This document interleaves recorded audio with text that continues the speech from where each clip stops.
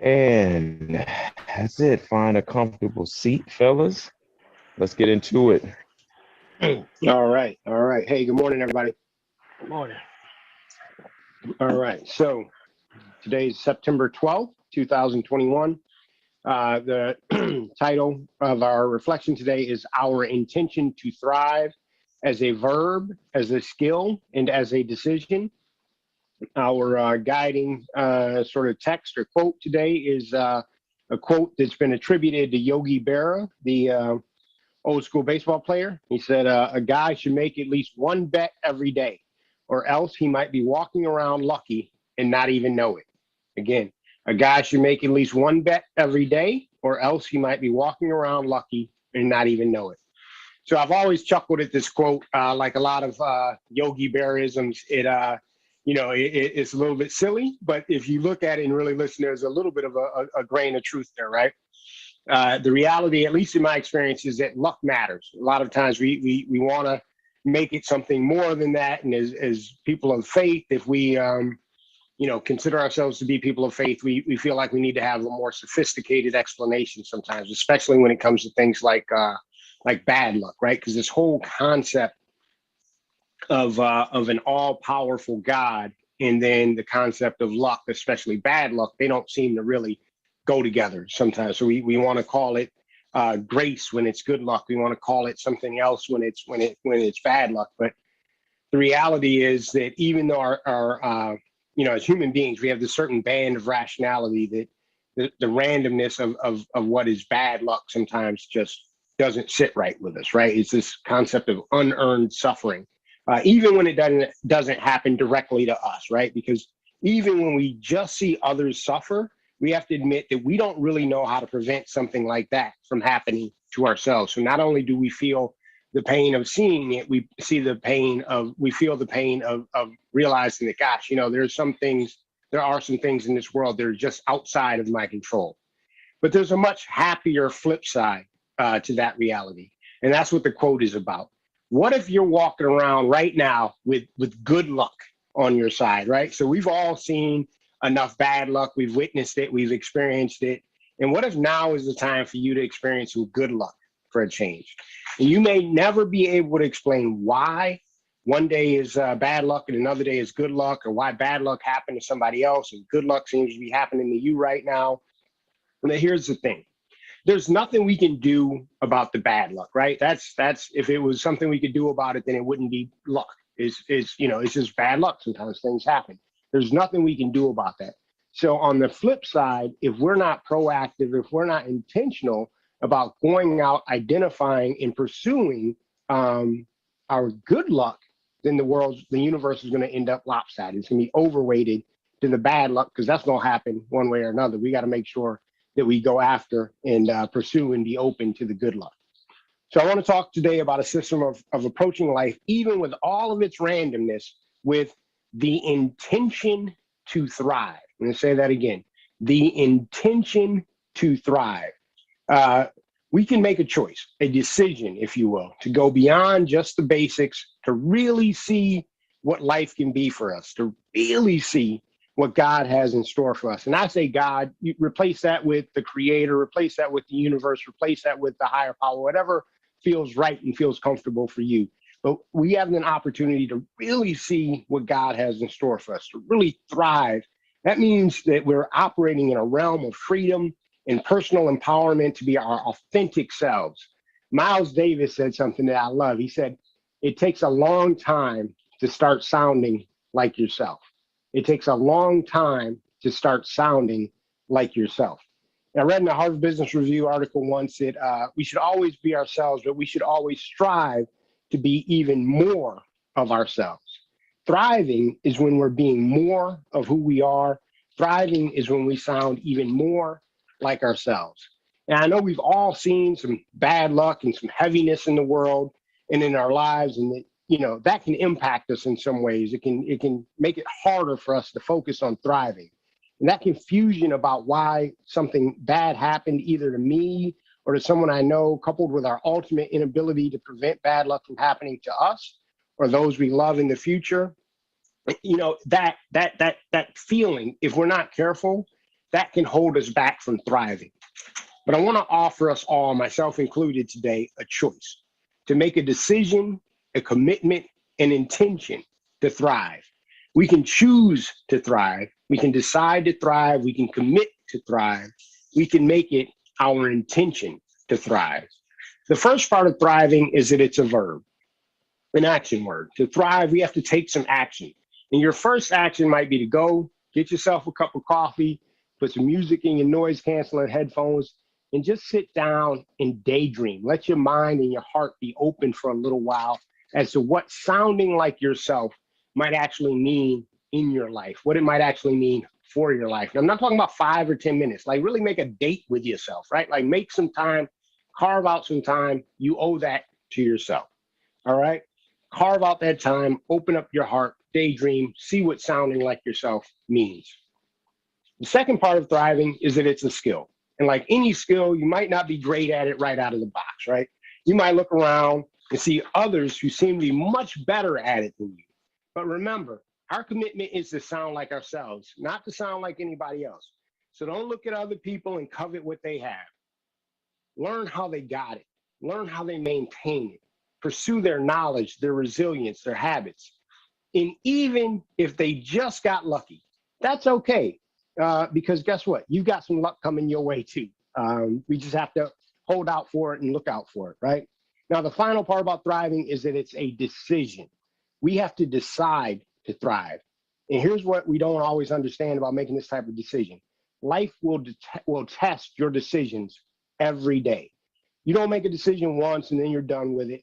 Life is an endless series of decisions. And because in the moment, in the heat, the easiest decision to make is probably not going to be the decision that's going to be aligned with your greater good, aligned with your thriving. Because in the heat of the moment, you might not make the right decision. You've got to decide today what decision you're going to make tomorrow and into the future. And this is where I believe God is at work in each of our lives, right? My experience is that God has been there for me in every part of my thriving. Even when I would have preferred, I really would have wanted things to go a different way, I still believe God was right there in the midst of it. And God's been in my verb to thrive.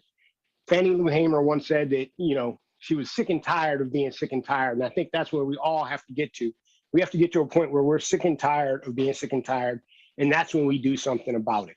Whatever it is that lights a fire under me is not going to be the same thing that lights a fire under you. And that's exactly the way it should be. We all are going to be motivated by different things, and we're all going to thrive in different ways. Again, it's about sounding like yourself, not about sounding like me or like anybody else. Secondly, God's been ever present in my skill to thrive. For a blue collar kid from the 19th Ward in Rochester, New York, I've had a lot to learn in my life. In fact, sometimes I feel like I've learned 2 or 3 generations worth of lessons in one lifetime that I'm not even done with yet. But before I could help the people that I love to make a difference in their lives, I had to learn how to make a difference in my own life. And the good news for me is that for as much as I've had to learn, I've always been able to find people, dead or alive, that I met in person or that I met in print, who've helped me sharpen my thinking and my understanding of how the world really works. Some of the people on this Broga Zoom call, I count in that number. And lastly, God's been the core part of my decision to thrive. I know that bad luck comes. That's just part of it. That doesn't surprise me. It doesn't throw me off course. But when I get tempted to complain, to see my challenges as too much, I hear the voice of God speaking to me saying, so you want to be a leader of people who've been through so much hurt and pain that it can sometimes cripple them. But you can't handle this little bit of pain. You can't handle some confusion and some murkiness. You can't handle some uncertainty about which way to go forward.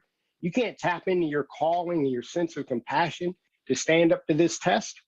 And when I have that little conversation with God, I go back and I fix whatever poor decision I was tempted to make when I was momentarily off course. Listen, I just want to say that I always appreciate this opportunity to share a reflection with you all. And I appreciate that y'all let me, explore some areas, some things that are on my heart and mind. And I always imagine that if I'm getting something out of what we're talking about, that you all are as well. And this is something that's been bothering me for a while. There's so much in the world that we don't know. And I get frustrated when people are really, I think, careless. And they say, well, so-and-so was blessed because they honored God. They honored the Lord. They did the right thing in God's eyes. Well, what about all the other people who didn't get that blessing? Are we trying to say that they didn't honor God? They weren't favored. They didn't have grace. They didn't, for whatever reason, please God.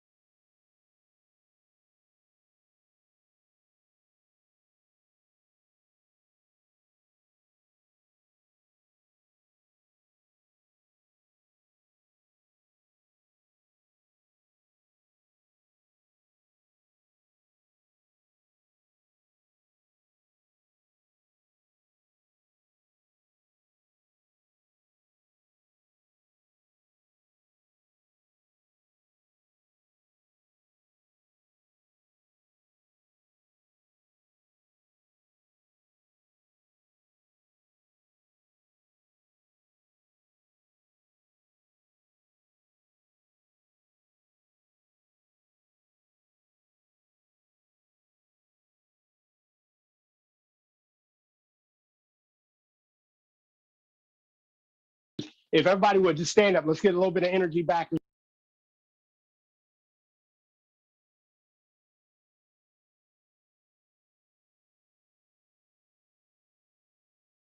We only gonna pass the plate 2 or 3 times for the building fund. What y'all think about All right. it? All right. I never felt like the reflections were long, so I didn't know what you were talking about. No. I'm experimenting with some things. But I think this should work. But always open to feedback. All right. So good morning, everybody. Good morning, Roosevelt. Welcome. Glad to have you on board. We do a quick I just got reflection. one question. Yeah. Do we got a chicken dinner sale after church too? No. But it's baked chicken. We ain't gonna do fried, which means we ain't gonna sell none. Essentially, progressive church. That's what I'm talking about. Yep. Very cool. All right. So today is Sunday, September 19th, 2021. Our topic for the day is going to be a build off of last week. So the topic for today is thriving as a verb. In quotes, are we there yet? Coming from the book of, I believe this is 2 Samuel. Then Samuel took the horn of oil and anointed David in the presence of his brothers. And the Spirit of the Lord came mightily upon David from that day forward. Then I'm going to skip down a little bit. So Saul, who was actually the king at the time, sent messengers to Jesse and said, send me your son David, who is with the sheep. Jesse took a donkey loaded with bread, a skin of wine, and a kid, and sent them by his son David to Saul. And David came to Saul and entered his service.